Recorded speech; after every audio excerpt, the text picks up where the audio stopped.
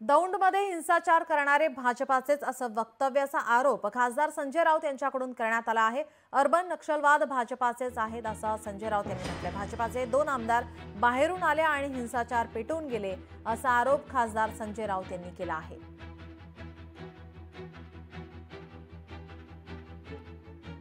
दौंडमध्ये काल हिंसाचार झाला, हे अर्बन नक्षलवाद भाजपचेच होते। कोण आले बाहेरून? 2 आमदार भाजपचे आले आणि दंगल पेटवून गेले।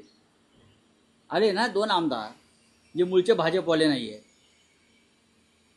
नवहिंदुत्ववादी स्वतःला समजणारे, ते यवतमध्ये येतात, दौंडमध्ये येतात आणि दंगल पेटवून जातात। काय करतोय तुमचा जनसुरक्षा कायदा? हा भांडी घासतोय का कोणत्या कोठ्यावर नाचतोय? सांगा ना।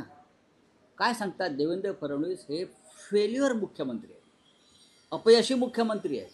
त्यांचा फक्त फुगा फुगवलेला आहे। जसा नरेंद्र मोदीची हवा भरलेली आहे फुग्यात, तशी इथे देवेंद्र फडणवीस यांची हवा भरलेली आहे।